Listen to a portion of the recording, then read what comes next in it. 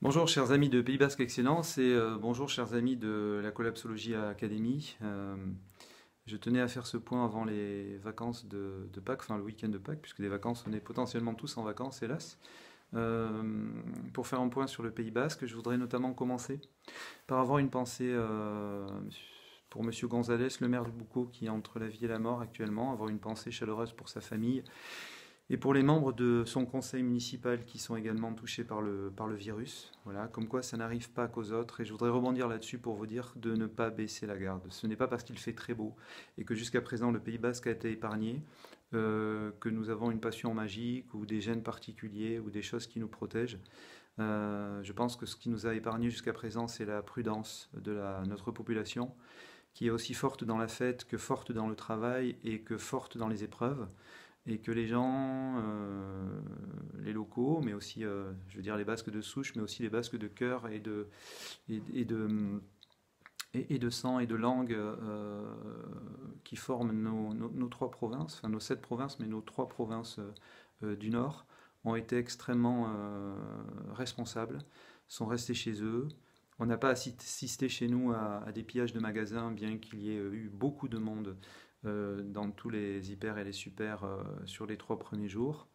Je tenais à féliciter nos médias, la Semaine du Pays Basque qui très tôt a fait un article sur le travail formidable que fait l'agglomération euh, et également évidemment l'hôpital de Bayonne et également Bellara. Nous suivons aussi avec beaucoup d'attention le travail de Sud-Ouest et de tous les médias locaux. Donc encore une fois, ne baissez pas la garde. Aujourd'hui, nous sommes le vendredi 10. C'est le bordel à Toulouse, c'est le bordel à Nice, c'est le bordel à Paris. Les gens se croient en vacances et font n'importe quoi.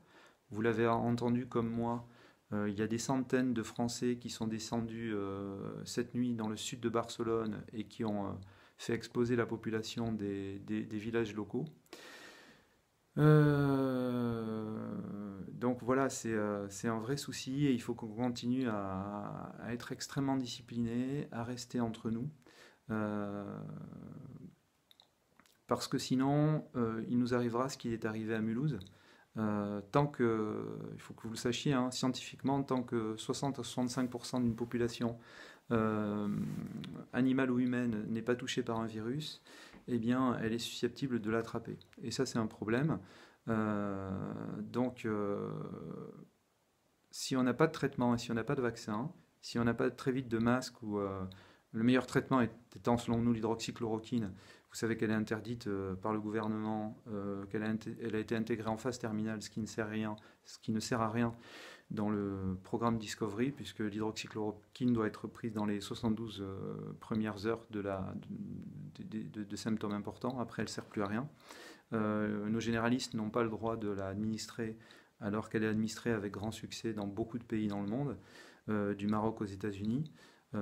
L'histoire tranchera et le gouvernement sera obligé d'expliquer pourquoi il l'a interdit, mais peu importe. En tout cas, la Semaine du Pays Basque, d'ailleurs, avait interviewé un médecin très tôt qui était en faveur de ce traitement. Mais bon, pour le moment, en tout cas, on est obligé de faire très attention, de rester chez nous. Éviter évidemment, moi j'ai un enfant de 4 ans, ben, il embrasse plus son Aitachi et son Amachi qui ont 75 ans parce qu'il y a un risque potentiel. Alors pourquoi je lui apprends à faire ça? Parce que là aujourd'hui on est préservé, mais si demain il y a la vague, si on ne leur apprend pas les bons gestes réflexes très tôt, eh ben, il aura tendance à embrasser ses grands-parents au moment où peut-être il sera asymptomatique et contagieux. Voilà. Donc encore une fois, on n'a pas de potion magique, on n'a pas de gène spécial. Alors le peuple basque, en général, il y a beaucoup de Horésus négatifs, mais ça ne fait pas de nous des surhommes. Et il faut être extrêmement vigilant. Les plages sont fermées, heureusement. Les restaurants sont fermés, heureusement, parce qu'on serait extrêmement tenté d'aller prendre l'apéro et de manger quelques pinchos. Euh, voilà, il faut faire très attention. Encore une fois, le conseil municipal de Boucau nous montre que ça n'arrive pas qu'aux autres, que l'infection peut arriver très vite et nous terrasser comme les Corses et comme le sud-est, donc le nord-est, pardon, mais une partie du sud-est. Nous n'avons pas de docteur Raoult qui donne le traitement à Bayonne. Nous avons en revanche l'hôpital de Bayonne et Bellara qui font un travail remarquable. Donc continuons à nous serrer les coudes si nous ne pouvons pas nous serrer la main. Et restons extrêmement vigilants et attentifs aussi aux populations qui viennent de l'extérieur. Encore une fois, moi j'ai rien contre les Parisiens et contre les touristes.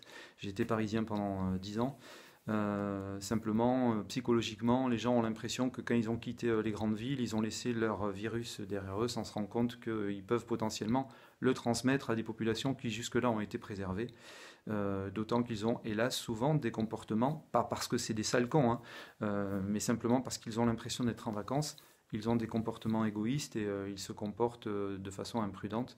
D'ailleurs, les images que vous allez pouvoir voir dans les médias de Toulouse, de Nice et de Paris, de beaucoup de grandes villes, montrent que les gens, après quelques semaines de confinement, ont besoin de souffler. Voilà. Mais hélas, souffler, c'est justement ce qui peut transmettre le virus.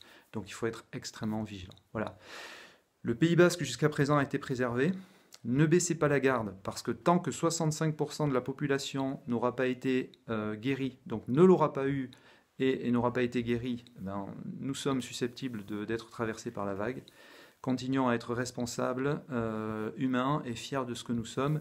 Et nous traverserons tous ensemble cette épreuve, cette incroyable épreuve. Et j'ai aussi une pensée évidemment à tous les chefs d'entreprise, à tous les artisans, à tous les coiffeurs, à tous les fleuristes, à tous les bouchers, à tous les petits commerçants, à tous les grands chefs d'entreprise qui se démènent pour sauver leur business, pour réfléchir à l'après et pour sauver l'emploi au Pays Basque. Et donc je tenais aussi à leur témoigner toute mon admiration, parce que leur job, c'est notre job aussi. Voilà. Soyez fiers, soyez courageux et soyez heureux, et à très vite.